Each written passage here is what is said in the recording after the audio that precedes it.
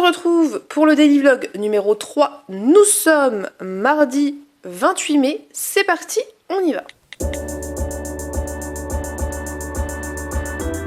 Donc, vous l'aurez compris, la lecture qui a été choisie hier, je ne sais pas si je vous l'ai dit dans l'outro d'hier, mais la lecture qui a été choisie pour aujourd'hui dans les commentaires de la vidéo numéro 2, du daily vlog numéro 2, c'est Jusque dans la Terre et il est à l'autre bout de la pièce parce que je l'ai déjà entamé.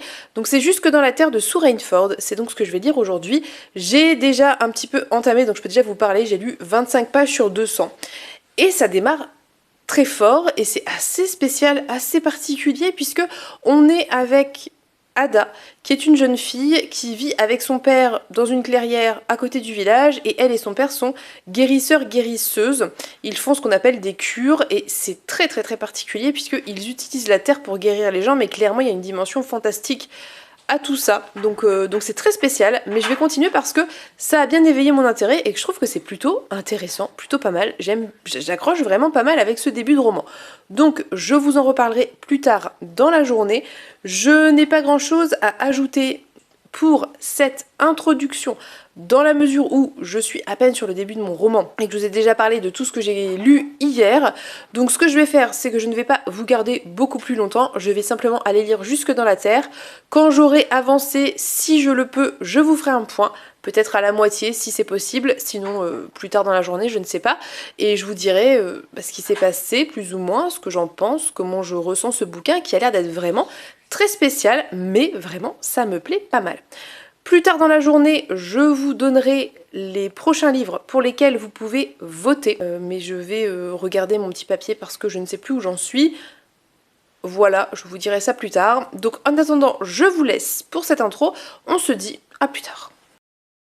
Recoucou, je vous reprends pour un petit point lecture en cours. La luminosité va être un peu plus faible parce que j'en ai marre de luire comme une frite et qu'il fait jour. Donc je me dis que bon, ça va, ça passe, c'est pas non plus catastrophique, donc voilà, je suis pas en mode plein spot quoi.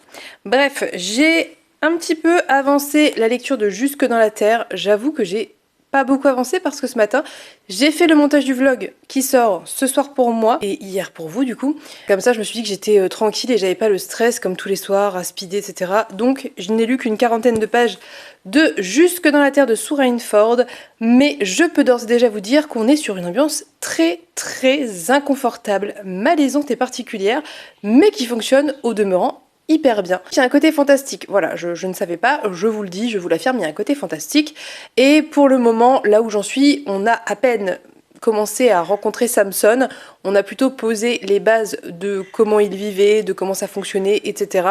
Donc on va voir où ça va, mais franchement l'ambiance est très réussie. Il y a quelque chose d'un peu dérangeant, d'un peu glauque, d'un peu organique dans tout ça, et ça fonctionne super bien. Donc après il faut aimer ça, mais moi je trouve que ça fonctionne très bien. Et entre les chapitres, même si on peut pas franchement appeler ça des chapitres, il y a des espèces de témoignages comme ça de gens qui se sont fait soigner ou qui sont du village d'à côté, de Dada et son père, et qui parlent un petit peu d'eux. Donc c'est vraiment très bien fait, ça fonctionne très bien, ça se lit très bien. J'aurais aimé lire la moitié ce matin et l'autre moitié en fin de journée, mais de toute évidence, c'est pas possible parce que là j'ai plus le temps et j'ai des trucs à faire. Donc c'est pas grave, je continuerai ça tranquillement tout à l'heure. Là j'ai un petit quart d'heure, je vais peut-être avancer un petit peu, mais voilà. Et puis je vous en reparle en fin de journée, peut-être pas du coup, mais ce soir ou demain. Dans tous les cas, et voilà. Et je vous ai pas dit, mais hier j'ai lu 85 pages des Aventuriers de la Mer, donc j'en suis au tome 8, j'ai presque terminé, il me reste un chapitre et demi je crois, et on est sur un tome qui est assez rapide, qui fonctionne plutôt bien, donc je suis assez contente. Par contre, j'ai toujours, et ça persiste, du mal avec le point de vue d'Althea. Là, peut-être aussi parce qu'on est dans un contexte, on va dire, géographique en termes de lieu qui ne me plaît pas trop, et j'ai un petit peu de mal avec l'histoire d'Althea et ce qui se passe autour d'elle, l'intrigue autour d'elle. C'est pas celle que je préfère très honnêtement, même si elle fait avancer l'histoire générale et qu'il y a plein de trucs hyper importants. Vraiment j'ai du mal avec ce personnage, et pourtant elle a bien évolué, elle a bien changé, elle est pas déplaisante en fait, mais je sais pas pourquoi. J'ai du mal avec ce personnage, c'est pas un personnage qui m'intéresse, j'ai pas d'intérêt particulier, et quand faut la suivre, je souffle un petit peu, voilà, ça me réjouit pas plus que ça de la suivre, mais en revanche tous les autres points de vue sont super, et en plus là on avance pas mal sur tous les événements qui se passaient à Terrillville, donc je suis très contente parce que il se passe des choses, voilà, je ne peux pas trop vous en dire pour pas vous spoiler, mais il se passe des choses pas forcément plaisantes, vous pouvez vous l'imaginer, mais bon voilà, c'est très très chouette. Tout ce côté-là de l'histoire est très très chouette. Celui d'Altea, encore une fois, fait avancer l'histoire, donc voilà, ça va, c'est pas comme s'il servait à rien, il sert pas du tout à rien, bien au contraire, mais j'ai quand même toujours un petit peu de mal avec cet aspect-là de l'histoire. Mais soit, du coup, je pense que ce soir, je termine le tome 8, et je vais enchaîner avec le tome 9, et terminer l'intégrale 2, 3 du coup. Comme ça, je pourrais dire que j'ai terminé une saga en mai, et ça serait très très cool. Je pense que le dernier tome doit faire 300 pages, peut-être un petit peu plus, quoique je sais pas, bon je le vérifierai, mais bon, il est pas très très long, donc a priori je peux réussir à le terminer avant le 31 mai, j'aimerais beaucoup, enfin du moins avant le 1er juin, j'aimerais beaucoup parce que voilà, ça me ferait une saga terminée, et puis ensuite je prendrai le temps d'attaquer un nouveau cycle de l'Assassin Royal plus tard, pas dans la foulée, mais plus tard, je vais laisser un petit peu retomber tout ça, et lire autre chose entre deux, mais je vous reparlerai de tout ça ultérieurement quand j'aurai avancé. J'ai bon espoir, encore une fois, je vous le dis, de terminer ça ce soir, ça serait très cool. Et voilà, donc objectif de l'après-midi, là je vais être un peu prise et j'aurai pas le temps de lire, mais après j'avance ça sans aucun souci parce que vraiment ça se lit très bien et c'est très prenant. Voilà, je vous reprends plus tard pour vous faire un point, ce soir je l'espère, mais on verra ce qu'on peut faire et je vous dis où j'en suis, ce que j'en pense. Voilà, donc on se dit à plus tard. Coucou, nous sommes mercredi, donc le lendemain, et je reviens pour clôturer la vidéo et vous donner les livres à voter. Je crois que je ne l'ai pas fait hier, donc je vais vous dire ça.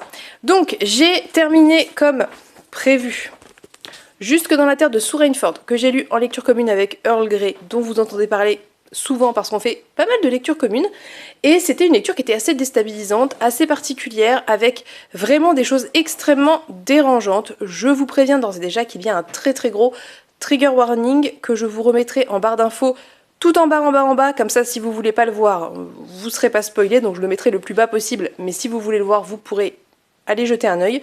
Donc il y a un très gros trigger warning, mais qui est un petit peu spoilant, d'où le fait que je le cache, mais que je le laisse accessible. Bref, c'est une lecture qui va parler donc d'Ada, qui est une jeune fille qui est un petit peu particulière parce que elle est... Je sais pas comment vous dire sans trop vous en dire, en fait c'est un livre, je pense qu'il faut pas trop en parler, mais en gros elle et son père sont quelque part entre l'humanité classique et un côté plus animal et plus sauvage. Ils se situent à une espèce de lisière comme ça et ils sont guérisseurs du village et donc pas mal de gens vont passer et en fait Ada va développer une relation avec Samson qui est un jeune homme un peu plus âgé qu'elle je pense, c'est pas précisé mais je crois qu'il est plus âgé et il va y avoir pas mal de choses autour de cette relation et autour de ce personnage masculin, je ne vous en dirai pas plus, mais c'était une lecture qui était très intéressante parce qu'elle présentait déjà des relations assez intéressantes en termes de puberté, d'évolution, de relations intrafamiliales, je pense à Ada et son père principalement, et la manière dont le père perçoit sa fille, perçoit la manière dont elle grandit, enfin c'est hyper intéressant, mais c'est très métaphorique, donc c'est très compliqué d'avoir une opinion très nette par rapport à ça, on sait pas trop où se positionner, c'est vraiment une lecture, vous savez pas, vous êtes perdu, mais en même temps c'est prenant, c'est plaisant, mais plaisant c'est pas le mot parce que c'est extrêmement dérangeant, mais c'est voilà plaisant dans le sens où ça vous emporte et vous êtes à fond dedans et ça fonctionne très bien, l'ambiance est très très réussie, très glauque, très organique, il y a un petit côté, me disait Earl Grey, et je suis assez d'accord, un peu body horror, mais pas forcément exacerbé, pas forcément dans le gore absolu, mais vraiment il y a un rapport au corps qui est assez intéressant, un rapport à la terre et à la nature qui est très intéressant. Mais c'est très bizarre et c'est très difficile d'en parler parce que tout a cet aspect un peu métaphorique, un peu perché, où c'est libre interprétation en fait, on vous donne pas de réponse. Ça. Donc Earl Grey c'était une relecture, donc elle l'a déjà lu et elle a eu le même sentiment à la fin qu'à la première lecture, donc c'est vraiment un livre qui est très particulier, mais qui m'a plu, qui m'a envoûté, qui m'a charmé, et ça me donne très envie de découvrir Jour de sang, le dernier qui vient de sortir aux Forges de Vulcain, donc je pense que je me pencherai dessus parce que je sais pas quoi en penser, et du coup je pense qu'il faudrait que je lise autre chose de l'autrice pour voir si c'est un procédé récurrent, ou si c'est un récit particulier pour elle, j'en sais rien. Franchement, c'est très difficile d'en parler. Ça parle de mille et une choses et en même temps ça parle de pas grand chose, c'est un côté très aussi tranche de vie, avec tous ces témoignages de gens, de cures, comme l'appelle Ada et son père, qui viennent se faire soigner et qui parlent de cette famille, qui parlent d'Ada, qui parlent de leur rapport à cette espèce de magie très particulière, un peu dérangeante, mais en même temps très bénéfique. Donc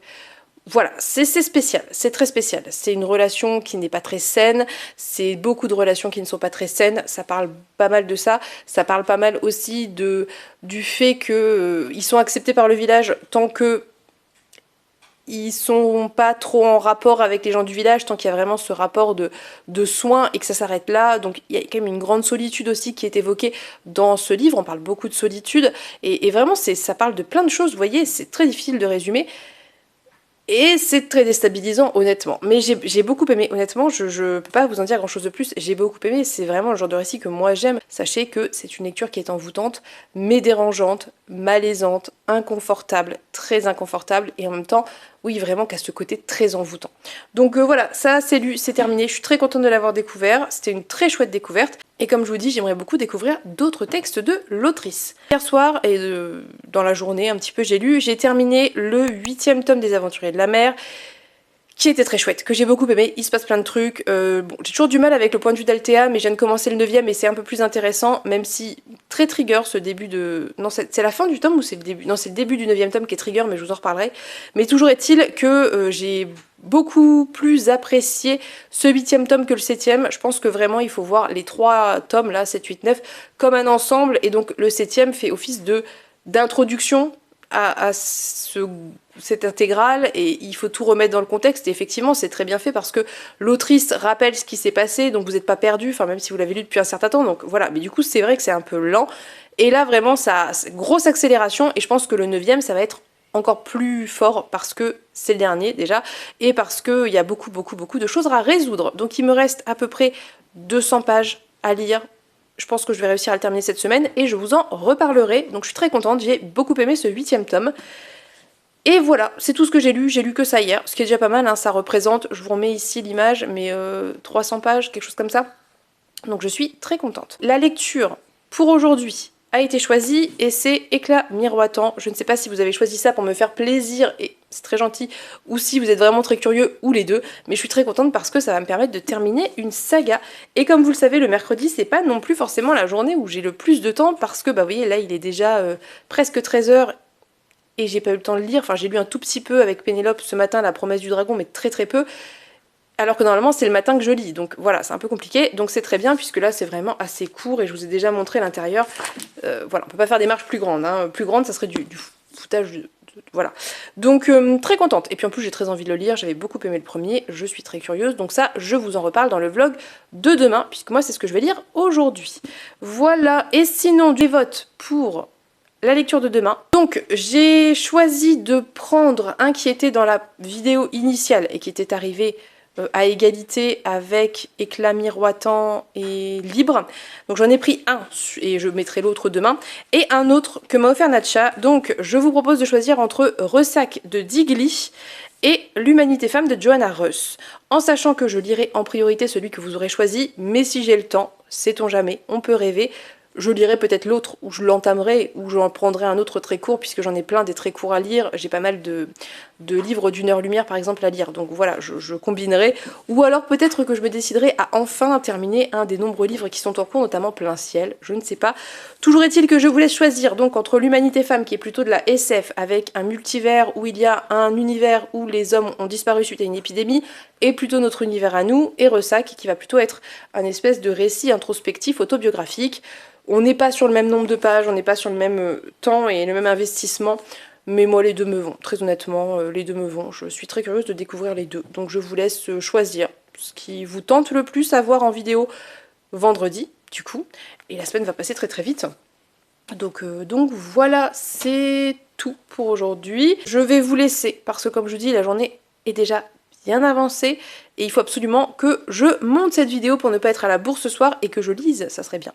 Donc n'hésitez pas à me dire ce que vous avez pensé des lectures dont je vous ai parlé ici, n'hésitez pas à me dire si vous avez lu Les Aventuriers de la Mer, si vous avez découvert Sous Rainford, peut-être avez-vous lu Jour de sang qui est sorti récemment mais Peut-être l'avez-vous déjà lu, auquel cas dites-le moi en commentaire, je serais très curieuse d'avoir votre avis. En attendant, je vous souhaite à tous et toutes une très belle soirée, très bonne journée, je vous fais de très gros bisous et on se dit à demain pour un prochain daily vlog. Bye bye!